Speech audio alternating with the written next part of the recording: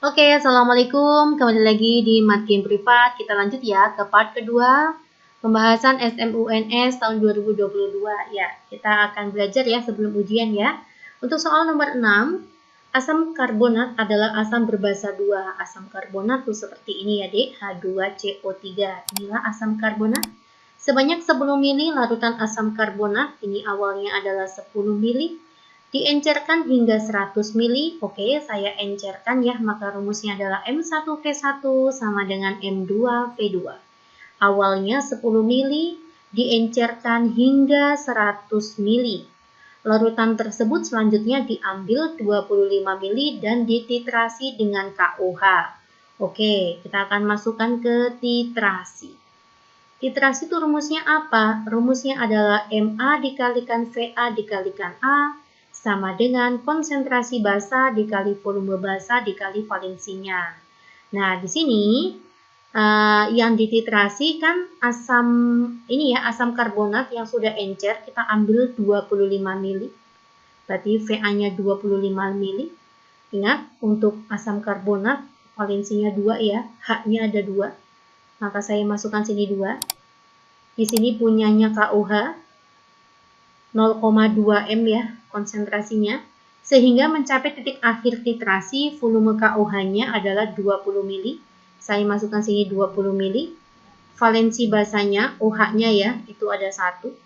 Maka dari sini kita nanti peroleh konsentrasi asam karbonat. Hati-hati, ini adalah konsentrasi asam karbonat yang sudah encer ya. Karena setelah diencerkan baru dititrasi, kan kayak gitu.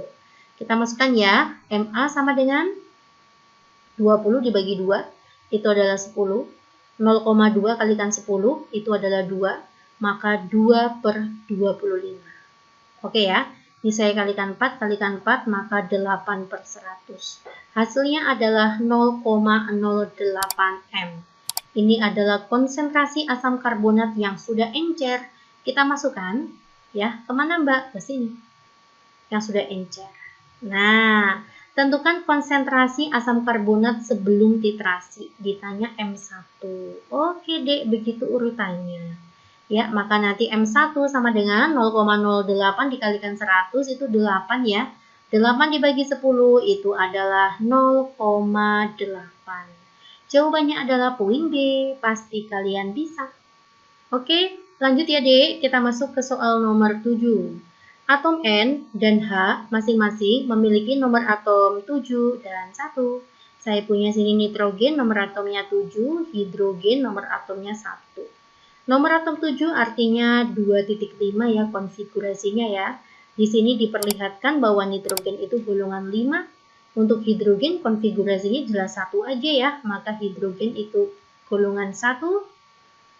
Molekul yang terbentuk memiliki sifat sebagai berikut, kecuali. Oke ya guys, karena N golongan 5, maka N nanti muatannya min 3. 5 biar oktet itu kan butuh 3, maka muatannya min 3. H itu golongan 1, maka muatannya plus 1. Lalu kita buat seperti ini deh. N min 3, H plus 1. Kita silangkan. Kayak gini ya. Maka nanti senyawa yang terbentuk adalah NH3. Di sini 1, di sini 3. Oke ya, senyawa yang terbentuk adalah NH3. Pernyataan yang pertama, apakah memiliki bentuk molekul piramida trigonal atau trigonal piramida atau piramida segitiga, itu sama saja ya. Langkahnya seperti ini, kita punya NH3, kalau pakai cara cepatnya kayak gini. N itu kan golongan 5. Ya kan? Terpakai kakinya baru ada 3 untuk berikatan. Maka sisanya N-nya tuh 2 elektron. 2 elektron itu artinya 1 PeB. Oke ya, maka nanti bentuknya seperti apa? Intinya 1, terikatnya ada 3, yaitu H-nya ada 3, bebasnya 1 pasang. AX3E itu adalah trigonal piramida. Ya, maka 1 benar. Karena 1 benar, maka 3 jelas benar. Ya, bersifat polar, betul, karena ada PeB-nya. Selanjutnya, apakah rumus molekulnya adalah AX5? Salah ya. Ya wis, 2 salah, maka 4 juga salah kalau 1 dan 3 benar. Kita coba lihat poin keempat. Apakah tidak memiliki pasangan elektron bebas pada atom pusat? Ternyata ada PeB nih. PeB-nya 1. Ya, berarti pernyataan 4 juga pernyataan yang salah. Berarti apa jawabannya? Jawabannya 2 dan 4. Yang ditanya pernyataan yang benar kecuali, berarti pernyataan yang salah ya. 2 dan 4 itu adalah poin C. Masih ingat ya Dik ya, kalau A itu adalah 1, 2, 3, kalau B itu 1 dan 3, kalau C itu 2 dan 4, kalau D itu hanya 4 saja, sedangkan E semuanya benar. Ya, boleh ya dilanjutkan ya, kita masuk ke soal nomor 8. Diketahui ada Sn ditambah Sr2 plus ternyata tidak bereaksi. Oh, ini menghasilkan produk ya. Ini menghasilkan produk. Ini tidak bereaksi. Ya, ini berarti bermain pendesakan logam. Ya, yang menghasilkan produk ini artinya reaksi yang spontan. Nah, kalau reaksi spontan cara membaca itu artinya Sn mendesak logam Pd. Kalau mendesak itu artinya Sn berada di sisi kirinya Pd pada direct volta. Itu kalau spontan. Ya, berarti pada reaksi yang ketiga itu juga spontan gitu ya. Karena spontan di sini siapa yang unsur bebasnya? Unsur bebasnya adalah Sn. Maka Sn mendesak Hg. Artinya Sn itu juga di kirinya Hg. Paham ya, Dek? Oke, selanjutnya ini juga bereaksi nih. Pada persamaan yang terakhir ya, ini juga spontan. Karena spontan, maka nanti unsur bebasnya siapa? Logam Hg mendesak Pd. Maka cara membaca Hg di kirinya Pd dalam direct volta. Nah, bagaimana cara membaca apabila dia tidak bereaksi? Kalau tidak bereaksi itu artinya reaksinya tidak spontan. Maka cara membaca nanti Sn tidak bisa mendesak Sr. Artinya justru nanti Sn di kanannya Sr. Itu kalau tidak spontan. Ya, itu cara cepatnya. Ini berarti tidak spontan juga ya. Karena tidak spontan, maka artinya Sr tidak bisa mendesak Rb. Artinya Sr di kanannya Rb. Itu kalau tidak bisa mendesak. Oke ya, tinggal kita urutkan saja. Berarti yang paling kiri siapa ya? Yang paling kiri adalah Rb. Rb lebih kiri dari siapa? Sr.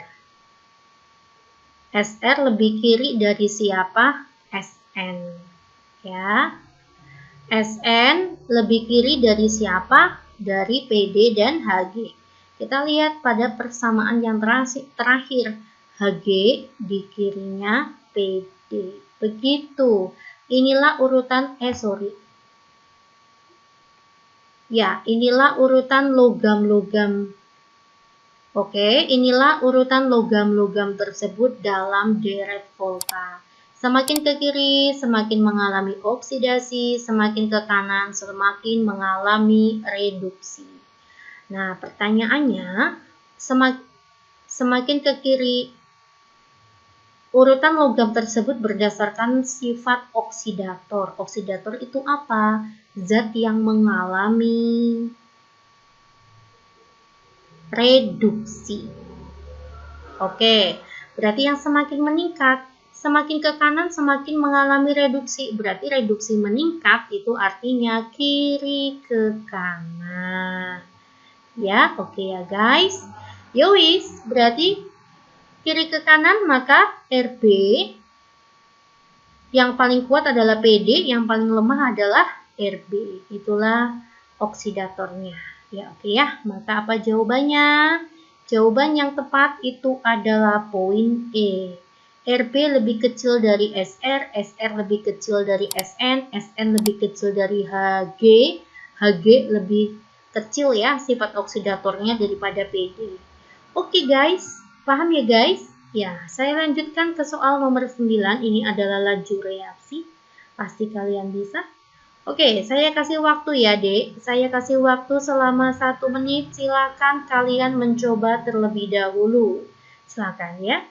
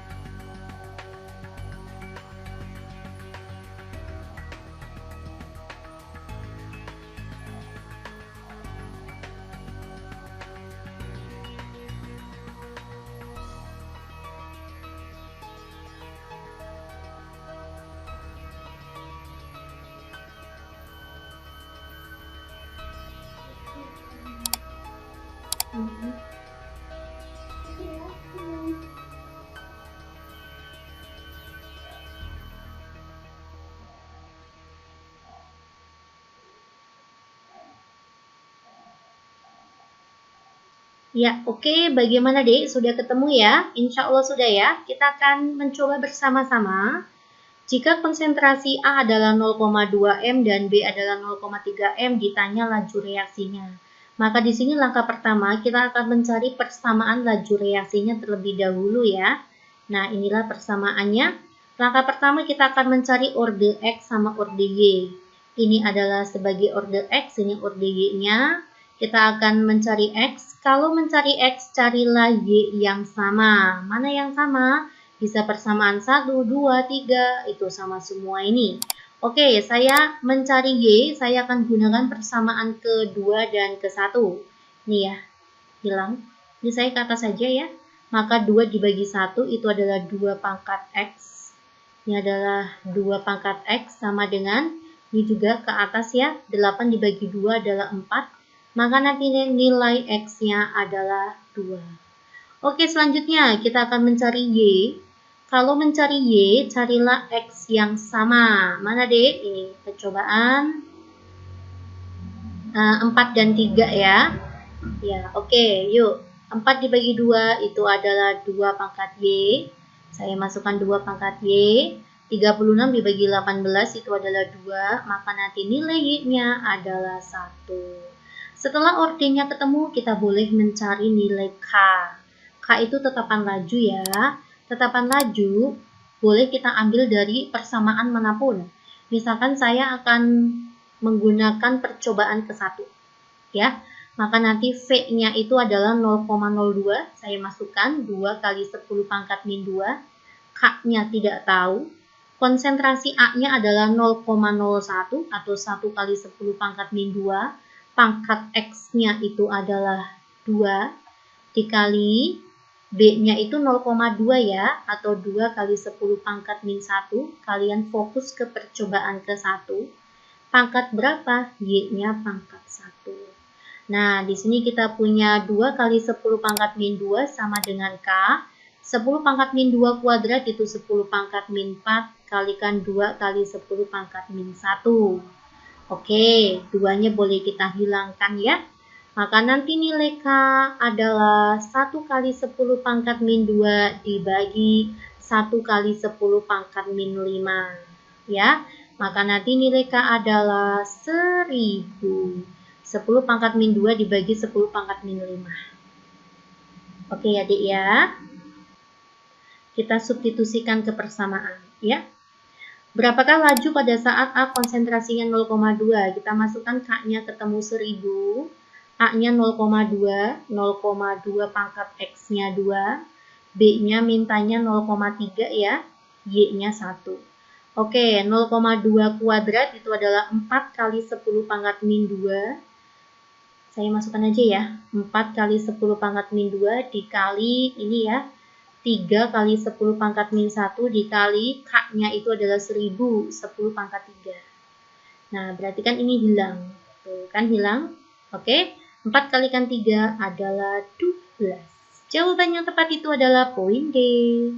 Ya oke, untuk soal nomor 10 silakan ya. Ini adalah PR untuk kalian. Nanti kalian bisa komen ya di kolom komentar. Nanti kita akan bahas bersama-sama.